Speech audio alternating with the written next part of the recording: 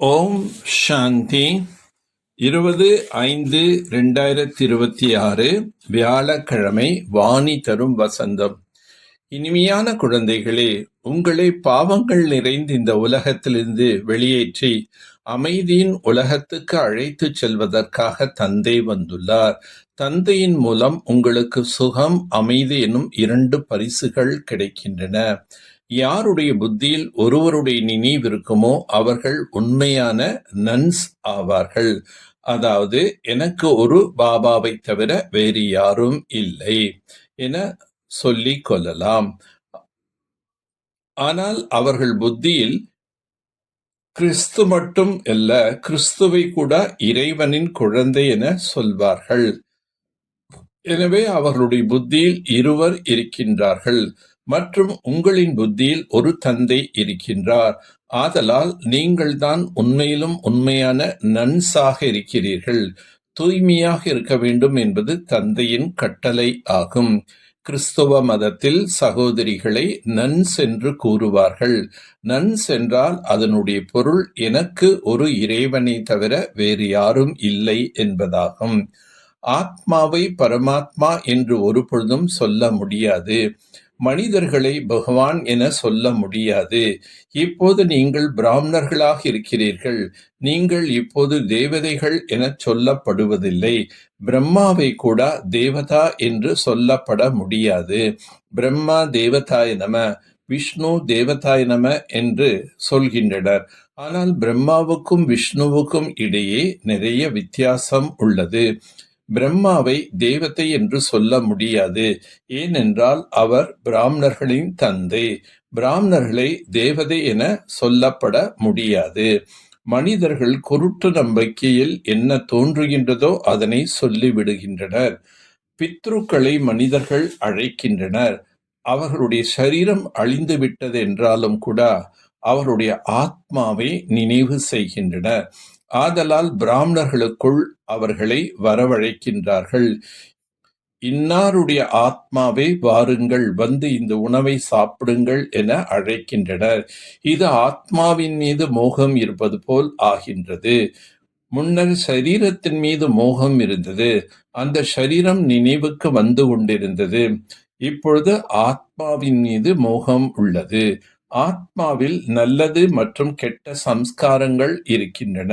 பாரதத்தில் தேவி தேவதைகள் இருந்தபோது அவர்களுக்குள் தெய்வீக குணங்கள் இருந்தன என்பதை புரிந்து கொள்கிறீர்கள். பாபாவை தவிர யாரும் அமைதியான உலகத்திற்கு அழைத்துச் செல்ல முடியாது என ஆத்மாவுக்கு தெரியும். தந்தை சொல்கிறார், முக்தி மற்றும் ஜீவன் முக்தி என்னும் 2 பரிசுகள் ஒவ்வொரு கல்பத்திலும் கொண்டு வருகின்றேன். ஆனால் நீங்கள் மறந்து விடுகிறீர்கள். நாடகத்தின்படி மறக்கத்தான் வேண்டி உள்ளது. அனைவரும் மறந்து விடும்போதுதான் நான் வருகின்றேன் என்று தந்தை கூறுகின்றார்.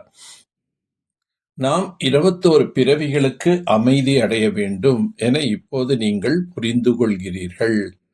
பாபா நமக்கு அதற்கான வழியை சொல்லிக் கொடுத்து கொண்டிருக்கின்றார். ஆத்மாக்கள் பல, பரமாத்மா ஒருவர் ஆவார். அனைவரும் சகோதரர்கள். அனைவருமே பரமாத்மாவாக ஆக முடியாது. இந்த சிறிய விஷயம் கூட மனிதர்களின் புத்தியில் இல்லை.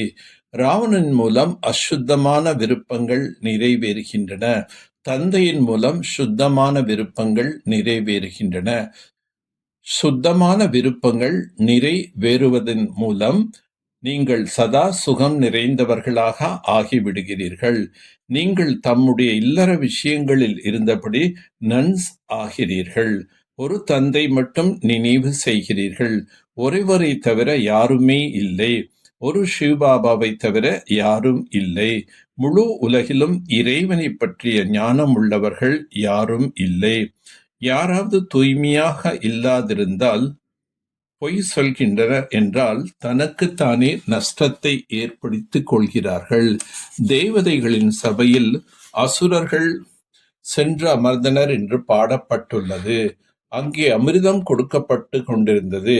யாரோ விகாரத்தில் சென்றுவிட்டு பிறகு அதனை மறைத்து வந்து அமர்கின்றனர் என்றால் அவர்கள் அசுரர்கள் தானே. தனது பதவியை தானே கீழானதாக ஆக்கிக் கொள்கின்றனர். இச்சமயத்தில் நாம் தன் மீது முழு கவனம் செலுத்த வேண்டும். அமைதி சொர்க்கத்தில் மட்டுமே இருக்கும் என்று இப்போது நீங்கள் அறிந்திருக்கிறீர்கள். இது ஆத்மாக்களின் ஓட்ட பந்தயமாகும். யார் அதிகமாக நினைவு செய்வார்களோ அவர்கள் விரைவாக இலக்கை போய் சேருவார்கள். இது யோகம் மற்றும் படிப்பின் ஓட்டப்பந்தயமாகும். இப்போது அசுத்தமான ஆசைகளை தியாகம் செய்து சுத்தமான விருப்பங்களை வைக்க வேண்டும்.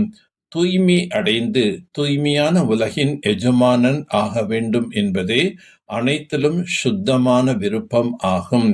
எந்த தவறையும் மறைத்து தன்னை தானே ஏமாற்றிக் கொள்ளக்கூடாது. தர்மராஜ் தந்தையிடம் எப்போதும் உண்மையானவராக இருக்க வேண்டும்.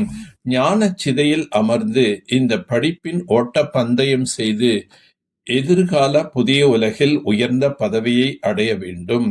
யோக அக்னியின் மூலம் பாவ கர்மங்களின் கணக்கை பஸ்மம் செய்ய வேண்டும்.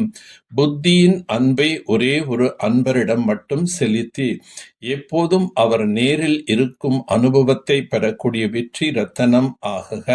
அன்பு நிறைந்த புத்தி என்றால் புத்தியின் ஆன்மீக ஈடுபாடு ஒரே ஒரு அன்பருடன் மட்டும் இணைந்திருப்பதாகும். யாருடைய அன்பு அந்த ஒருவருடன் மட்டும் இருக்கின்றதோ அவருடைய அன்பு வேறு எந்த நபர் மீதோ அல்லது உலக பொருட்கள் மீதோ ஒட்டாது. அவர்கள் எப்போதும் பாப் தாதாவை தங்களுக்கு நேரில் இருப்பதாகவே அனுபவம் செய்வார்கள். அவருடைய மனதில் கூட இறை வழிகாட்டுதலுக்கு மாறான வீணான சங்கல்பங்களோ அல்லது விகார எண்ணங்களோ வர முடியாது. அவருடைய வாயிலிருந்து இதயத்திலிருந்து உன்னுடனேயே உண்பேன், உன்னுடனேயே அமர்வேன், உன்னுடனேயே அனைத்து உறவையும் பேணுவேன் என்ற வார்த்தைகள் வெளிப்படும். அப்படிப்பட்ட சதா அன்பு நிறைந்த புத்தி உடையவர்களே வற்றிய ரத்தனங்கள் ஆகின்றார்கள். வேண்டும் வேண்டும் என்ற எண்ணம் வருவது கூட ஒரு கௌரவமான வடிவிலான பிச்சை எடுப்பதாகும். சங்கம் யுகத்தில் பாப்தாதா அனைத்து குழந்தைகளுக்கும் கொடுத்த முதல் விரதம் முழுமையான தூய்மையானவர்கள் ஆவீர்களாக என்பதாகும். இந்த தூய்மை விரதம் என்பது வெறும் பிரம்மச்சரிய விரதம் மட்டும் அல்ல. மாறாக பிரம்மா தந்தைக்கு சமமாக ஒவ்வொரு சொல்லிலும் தூய்மையின் அதிர்வலைகள் கலந்திருக்க வேண்டும். ஒவ்வொரு எண்ணத்திலும் தூய்மையின் முக்கியத்துவம் இருக்க வேண்டும். ஒவ்வொரு செயலிலும் கர்மயோகி வாழ்க்கையின் அனுபவம் ஏற்பட வேண்டும். இதுவே பிரம்மச்சாரி, பிரம்ம பாபாவின் வழியினை பின்பற்றுபவர் மற்றும் உண்மையான பிரம்மச்சாரி என்று அழைக்கப்படுகின்றது. நல்லது. ஓம் சாந்தி, ஓம் சாந்தி, ஓம் சாந்தி.